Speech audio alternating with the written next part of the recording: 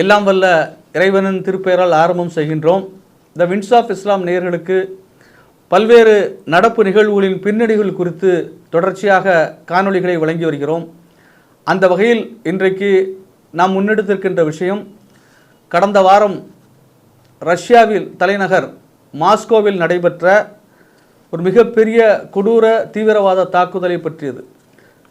Crocus city hall என்று சொல்லப்படுகின்ற அந்த இசையரங்கத்தில் நடைபெற்ற படுகொலையானது தஜிகிஸ்தான் நாட்டை சேர்ந்த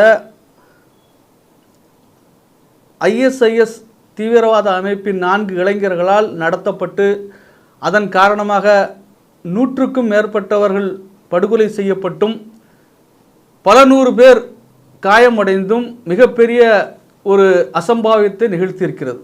இந்த தாக்குதல் பின்னணியில்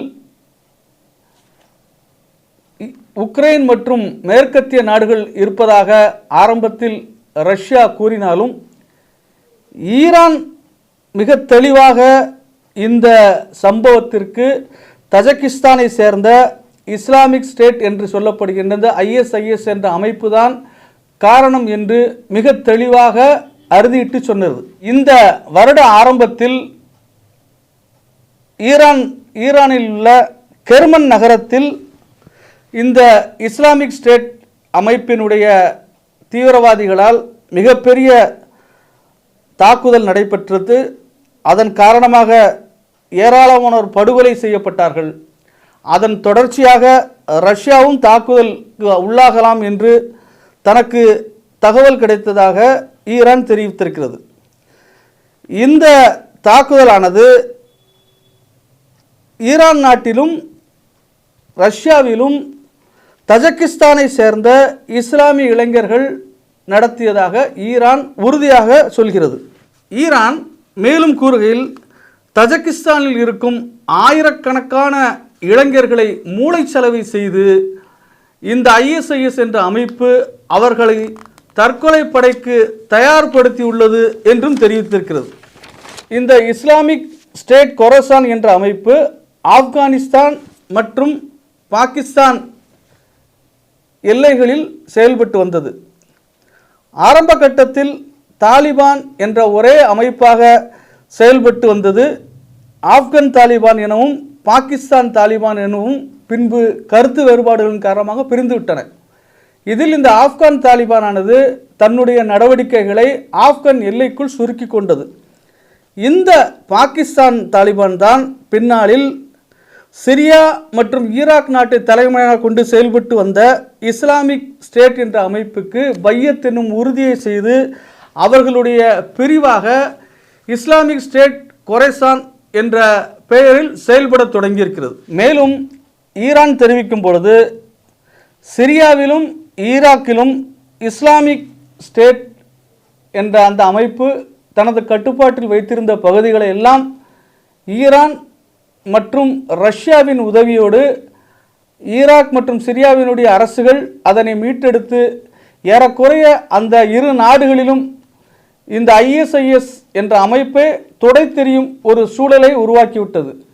தங்களுடைய தலைமையிடத்தாக இருக்கக்கூடிய நாடுகளில் தம்மை துடைத்தெறிந்த இந்த 2 நாடுகளின் செயல்களுக்கு பழிவாங்குவதற்காகத்தான் இந்த நடவடிக்கைகள் நடந்ததாக ஈரான் தெரிவிக்கிறது உறுதியாக.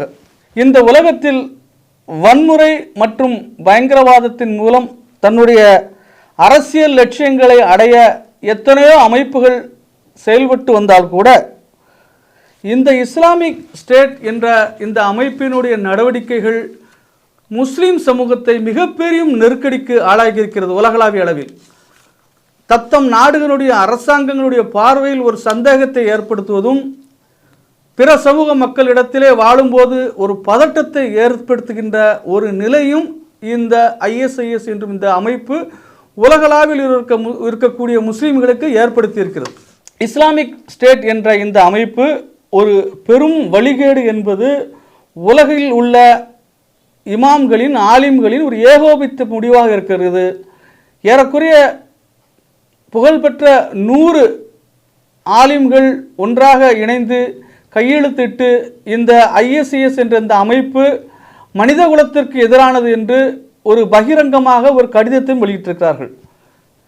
கிலாஃபத்தை நிறுவுவதும் முஸ்லிம் அல்லாதவரை கொல்லுவதும் தன் அமைப்பின் பயங்கரவாத கோட்பாடுகளோடு ஒத்துப்போகாத அனைத்து முஸ்லிம்களையும் கொல்ல வேண்டும் என்பதே சரியான இஸ்லாம் என்று பொய் பிரச்சாரம் செய்து முஸ்லிம் இளைஞர்களை மூளை செலவை செய்து கொலை, தற்கொலைப்படை தாக்குதல் போன்ற படுபாத செயல்களில் இந்த அமைப்பு தொடர்ந்து இஸ்லாமிய இளைஞர்களை ஈடுபடுத்தி வருகிறது.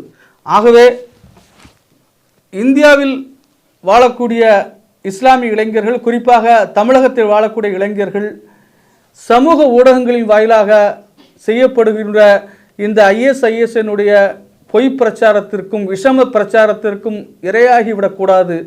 மார்க்க ரீதியாக உங்களுக்கு எழும் சந்தேகங்களை உங்கள் பகுதிகளை சேர்ந்த தலை சிறந்த மார்க்க அறிஞரிடம் கேட்டு தெளிவு பெற வேண்டும்.